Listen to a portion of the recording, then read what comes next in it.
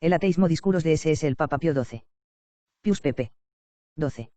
El tiempo actual, agregando nuevos errores a las desviaciones doctrinales del pasado, los ha llevado a tales extremos a los que no podía seguir sin ruina y destrucción.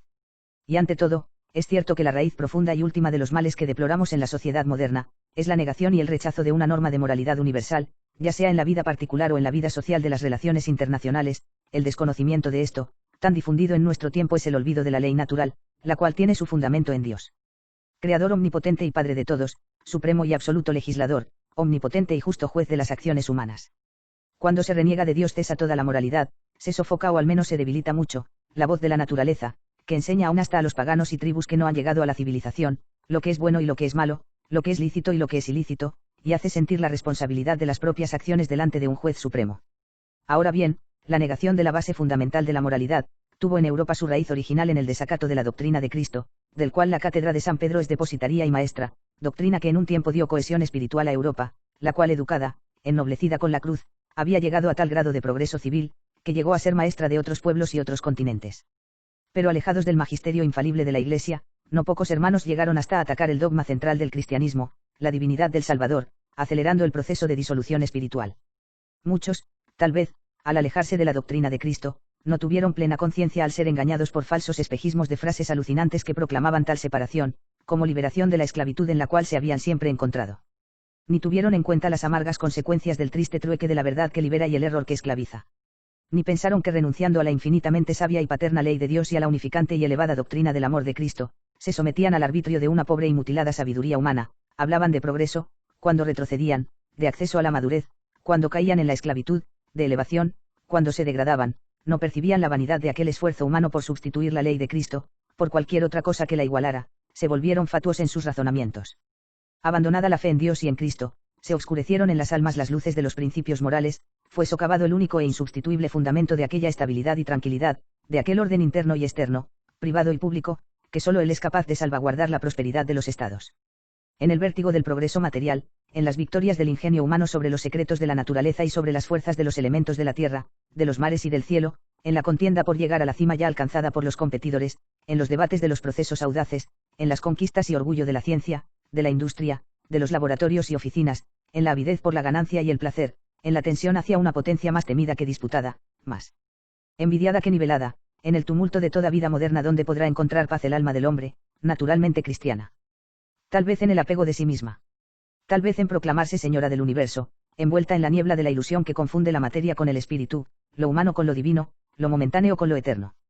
No, en sueños embriagadores no se apacigua la tempestad del alma y de la conciencia agitada por el impacto de la mente, que sobrepasa la materia y pasa conscientemente de un destino inmortal, hacia lo infinito y hacia deseos inmensos.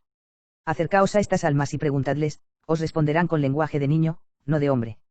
No tuvieron una madre que enseñara a sus hijos el Padre Nuestro, crecieron entre muros sin crucifijo, en casas mudas religiosamente, vivieron en campos alejados de altares o campanarios, leyeron páginas que no llevaban el nombre de Dios y de Cristo, oyeron vituperar a los sacerdotes y a los religiosos, pasaron del campo, de la ciudad, del hogar doméstico, a la oficina, a las tiendas, a las aulas del saber, de las artes y del trabajo, sin frecuentar la iglesia, sin conocer al párroco, sin un buen pensamiento en el corazón.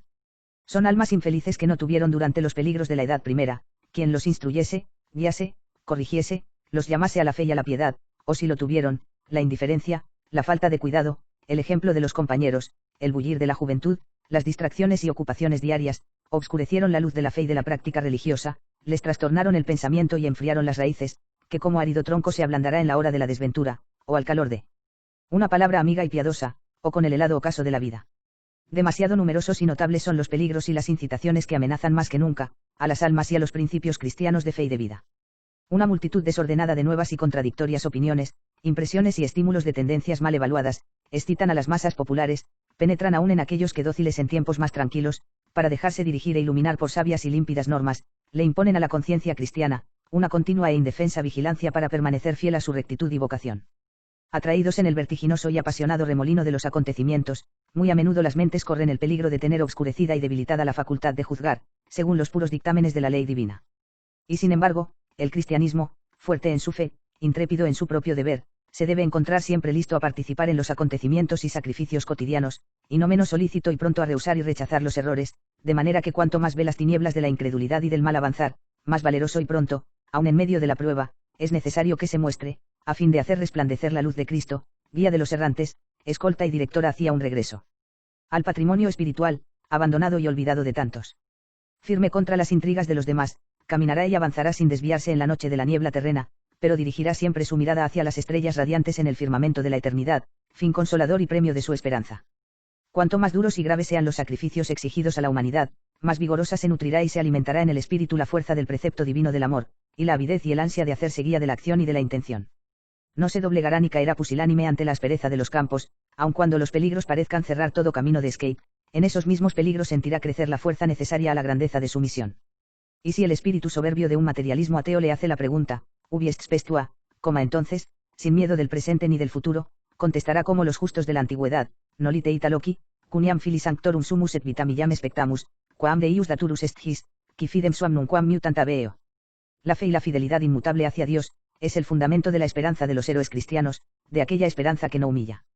A todos aquellos que han visto su felicidad destruirse y desaparecer en el huracán de la guerra, a aquellos que gimen presos de increíbles sufrimientos interiores y exteriores, a los vivientes hermanos de los primeros creyentes en Cristo, nosotros agregamos los gritos de los héroes y heroínas de los tiempos antiguos y modernos, y gritamos con el apóstol de las gentes, fratres, non contristemini, sicut et ceteri, qui spem non avent. No es quizá, una grandísima consolación, la esperanza a nosotros ofrecida como ancla segura del alma y que nos llevará en el viaje hacia el cielo, donde Jesús entró como nuestro precursor. Pío XII.